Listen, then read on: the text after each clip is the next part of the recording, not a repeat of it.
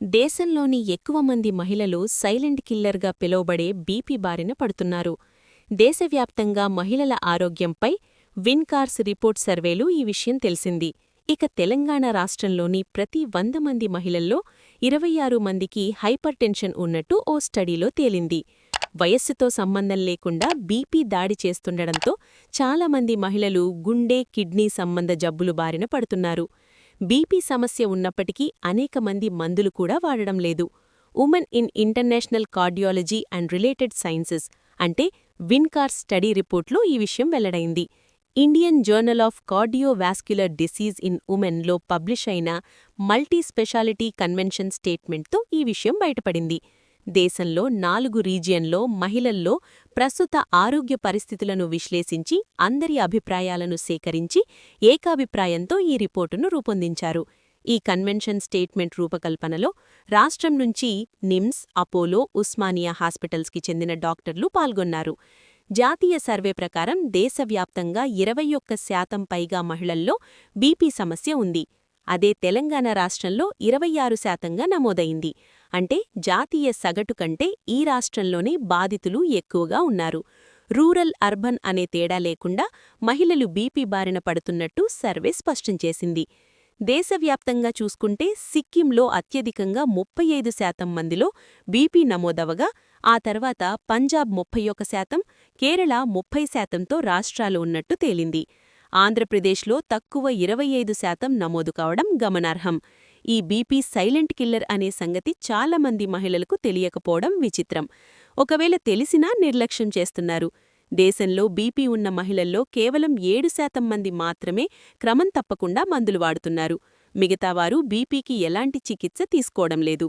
BP ఉన్న ఎక్కువ మంది మహిళలు సరైన చికిత్స తీసుకోకపోవడం వల్ల గుండె జబ్బులు, కిడ్నీ వ్యాధులు, పక్షవాతం వంటి ప్రాణాపాయ వ్యాధులు బారిన పడుతున్నట్లు ఆ స్టడీ పేర్కొంది. బీపీని కంట్రోల్ చెయ్యాలంటే వంటింట్లో మహిళలు వంటల్లో మార్పులు తప్పనిసరి అని డాక్టర్లు సూచిస్తున్నారు.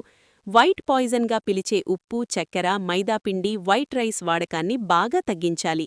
వీటికి బదులు చిరుధాన్యాలు అంటే జొన్నలు, సజ్జలు, రాగులు లాంటి మిల్లెట్స్, ఆకుకూరలు, పండ్లు ఎక్కువగా తీసుకోవాలి. ప్యాకేజీ ఫుడ్స్, ప్రాసెస్ చేసిన ఆహారానికి దూరంగా ఉండాలి.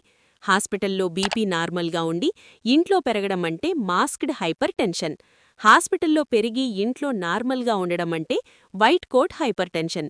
మహిళల్లో ఎక్కువగా ఉంటుందని, అందుకే 24 గంటలు బీపీ మానిటరింగ్ అవసరమని ఈ స్టడీలో తేల్చారు. మొత్తంగా మహిళల్లో బీపీని కేవలం ఒక నంబర్లా చూడకూడదని, వారి లైఫ్ స్టేజ్ని బట్టి చికిత్స అందించాలని ఈ విన్కార్ స్టడీ స్పష్టం చేసింది. మగవారితో పోలిస్తే ఆడవారిలో బీపీ రావడానికి కారణాలు వేరుగా ఉంటాయని డాక్టర్లంటున్నారు. చిన్న వయసులోనే రజస్వల కావడం, పీసీఓడీ, గర్భనిరోధక మాత్రలు ఎక్కువగా వేసుకోవడం వల్ల చిన్న వయసులోనే బీపీ వస్తుందని చెప్తున్నారు. అందుకే గర్భనిరోధక మాత్రలు ఖచ్చితంగా గైనకాలజిస్ట్ పర్యవేక్షణలో వాడాలి. వైద్యుల అభిప్రాయం ప్రకారం గర్భాధారణ సమయంలో వచ్చే బీపీ అంటే ప్రీ ఎక్లాంప్సియా వల్ల తల్లి, బిడ్డలు ఇద్దరికీ ప్రమాదమే. ఇలా బీపీ రావడం వల్ల ప్రసవం తర్వాత కూడా దీర్ఘకాలిక గుండె జబ్బులు వచ్చే రిస్క్ 4 రెట్లు పెరుగుతుంది. మహిళల్లో ఈస్ట్రోజెన్ హార్మోన్ ఉన్నంతకాలం గుండెకు రక్షణ ఉంటుంది. మెనోపాజ్ తర్వాత ఈ రక్షణ కోల్పోయి మగవారి కంటే ఆడవారిలో బీపీ పెరుగుతుంది. దీన్ని బట్టి చూస్తే 40 ఏళ్లు దాటిన వారే కాదు, 20 ఏళ్లు దాటిన ప్రతి యువతి రెగ్యులర్గా బీపీ చెక్ చేయించుకోవాలి. ముఖ్యంగా గర్భిణీలు, పీసీఓడీ సమస్య ఉన్నవారు, మెనోపాజ్ దశలో ఉన్నవారు అప్రమత్తంగా ఉండాలి. ఒకవేళ బీపీ ఉన్నట్లు తేలితే డాక్టర్ల సూచన మేరకు క్రమం తప్పకుండా మందులు వాడాలి. బీపీ తగ్గిపోయింది కదా అని మందులు వేసుకోవడం మానేయకూడదు. ఒకవేళ బీపీ కంట్రోల్ కాకపోతే కార్డియాలజిస్ట్ పర్యవేక్షణలో మందులు వాడాలి. అల్లోపతి మందులతో పాటు ఆయుర్వేద మందులు కూడా వాడితే బీపీ నార్మల్గా ఉండడమే కాదు, దానివల్ల వచ్చే సైడ్ ఎఫెక్ట్స్ తగ్గిపోతాయి. ఆహారంలో ఉప్పు వాడకం బాగా తగ్గించాలి. నిల్వ ఉన్న పచ్చళ్ళు అస్సలు తినకూడదు. రోజూ ఉదయం 3 పచ్చి వెల్లుల్లి రెబ్బల్ని తినాలి.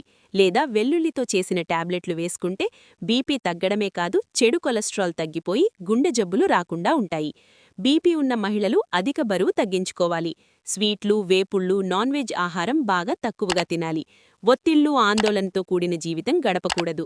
వాకింగ్, జాగింగ్, ఏరోబిక్స్ లాంటి వ్యాయామాలు చెయ్యాలి. స్మోకింగ్, ఆల్కహాల్కి దూరంగా ఉండాలి. యోగా, మెడిటేషన్ లాంటివి చేస్తే బీపీ మీ అదుపులో ఉంటుంది.